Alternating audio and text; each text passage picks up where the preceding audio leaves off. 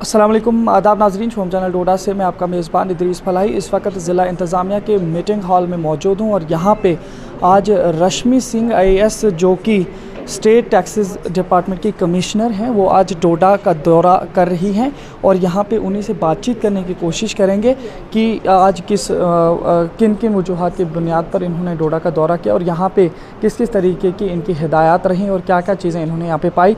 पूरी जानकारी इन्हीं से हासिल करने की कोशिश करेंगे। आइए पूछते हैं।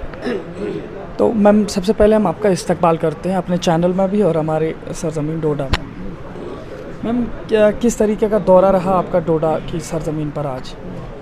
देखिए, बहुत अच्छा रहा। डोडास में यहाँ पे हमारे कुछ एसोसिएशन के मेंबर्स जो आए थे और रामबन से तो नहीं आ पाए थे, डोडा के लोग थे, कॉन्ट्रैक्टर एसोसिएशन के लोग थे और किश्तवाड़ के भी लोग थे। तो उनके जो कुछ सामान्य प्रश्न थे, जिज्ञासा थी, कुछ डाउट्स थे मन में, जो भी अपना क्लैरिफिकेशन उनके जहन में था। जैसे किस तरीके के?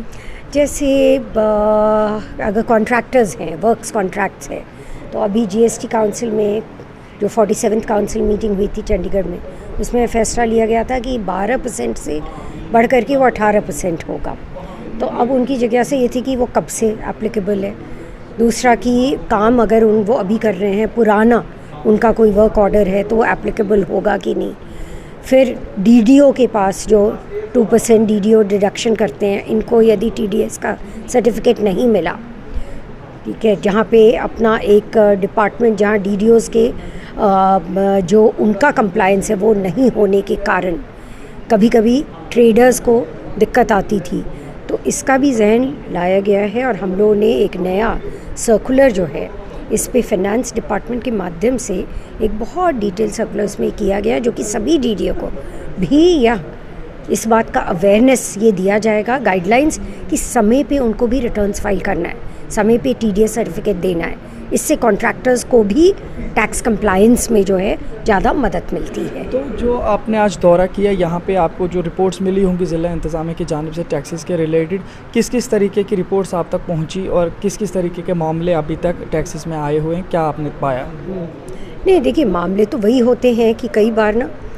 मिसमैच हो जाता है लाइबिलिटीज़ में। एक जो रिटर्न्स का एक GSTR 1 होता है, एक 3B होता है, तो इसमें मिसमैच होता है। क्यों ये मिसमैच होता है, इस पे भी डिस्कशन हुआ कि नहीं होना चाहिए। दूसरा यह पाया गया कि कई बार हमारे डीलर्स हैं, टैक्स पेयर्स हैं, वो अपने अकाउंटेंट पे जो है उन्होंने अपना नंबर कोई दे दिया, कोई ईमेल आईडी, कुछ और ईमेल आईडी दे दिया। डिपार्टमेंट की तरफ से जब नोटिस जाते हैं, वो कहते हैं हमें तो मिला ही नहीं, क्योंकि वो सही ईमेल आईडी ही नहीं था। जब रजिस्ट्रेशन कराया जाता है नया, जब रेसी का, तो उस समय सही अपना डिक्लेरेशन देना चाहिए कि हमारा पता क्या है, हमारा फ़ोन नंबर क्या है, हमारी ईमेल आईडी क्या है। तो इस तरह की जानकारी के अभाव से तो नोटिस गए, टाइम पे नहीं दिया, तो फिर जो है एक्ट के तहत जो है इसकी पेनल्टी जो है वो ज़्यादा हो जाती है। तो ये जानकारी का आदान प्रदान जो है आज ज़्यादा हुआ।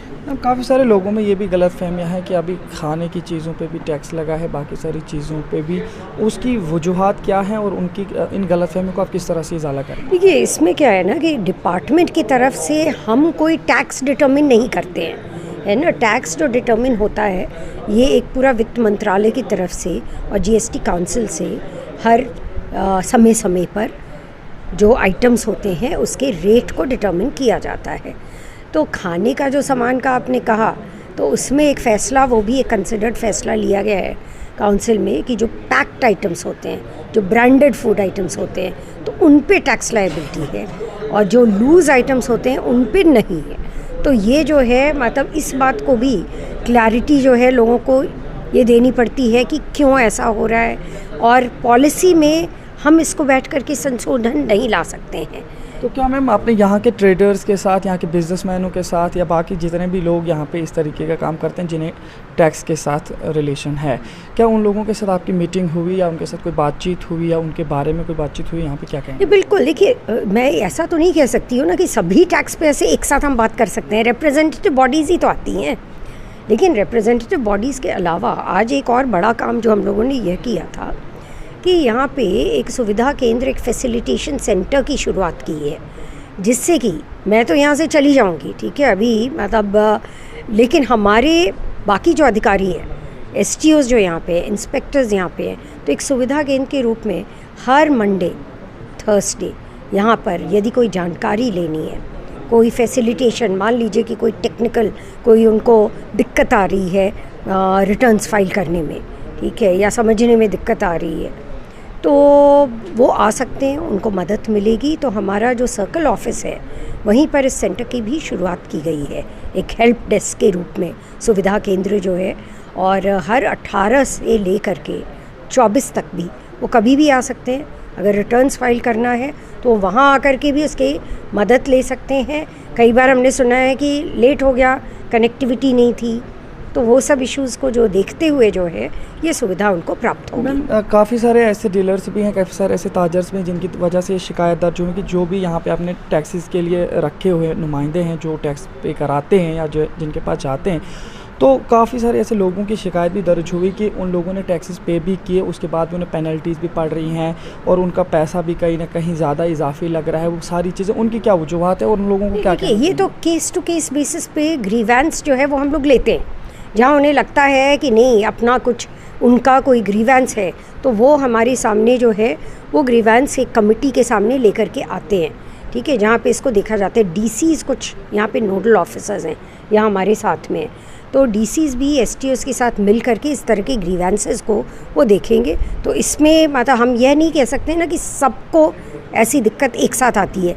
कभी यदि टेक्निकली किसी को लगता है कि नहीं कोई ग्रीवेंस लेकर के आना है स्पेसिफिक, ठीक है, जो जनरल नहीं है, तो वो बिल्कुल हम लोग उसका स्वागत करेंगे, वो ला सकते हैं। बहुत बहुत शुक्रिया मैम हमारे से बात करने के लिए। तो नाज़रीन आपने देखा ये थी जम्मू कश्मीर टैक्सेस की commissioner Rashmi Singh ji, IAS officer, जिन्होंने आज हमारे साथ बातचीत करके यहाँ पे टैक्सेस के हवाले से बातचीत की और टैक्सेस में किस किस तरीके की परेशानियाँ लोगों को आती हैं उसके हवाले से भी उन्होंने बेदारी दी, और साथ ही साथ यहाँ पे डिस्ट्रिक्ट एडमिनिस्ट्रेशन के मुख्तलिफ ऑफिसरान के साथ इन्होंने मीटिंग भी की और उस मीटिंग में उन्होंने ख़ास तौर पर इन तमाम मामलों को देखने के बाद उनका इजाला करने की भी कोशिश की है। तो फिलहाल इसी तरह देखते रहिए शोम चैनल डोडा। अपने मेज़बान इदरीस फलाही को वीडियो जर्नलिस्ट कुलदीप ठाकुर के साथ दीजिए इजाज़त। अल्लाह हाफिज़। आइए चलते हैं वानी हैंडलूम, खूब से खूबतर बन सकता है आपके घर का अर्शो फर्श। रंगीन दुनिया में घर सजावट बन चुका है जरूरी, क्योंकि आप होंगी आपकी सब मांगे पूरी। क्या करना पड़ता है आपको आराइशी सामान के लिए दूर दूर का दौरा, तो आज हो जाएगा आपका एक ख्वाब भी पूरा, क्योंकि आप डोडा में पेट्रोल पंप और बुलेट शोरूम के साथ में वानी हैंडलूम के नाम से घरेलू आराइशी सामान का 4 मंजिला कारखाना खुला है, जो आपको फराहम करेगा बिना दूर गए ही कंबल, तकिए, पर्दे, मखमल, कालीन, अलमारियां, गद्दे, बेड, सोफा, बेडशीट, रबड़ और रिवॉल्विंग कुर्सियों के अलावा घरेलू सभी आराइशी सामान बिल्कुल कम से कम दामों पर। हासिल करने के लिए राब्ता करें 9906374660, 9906233314।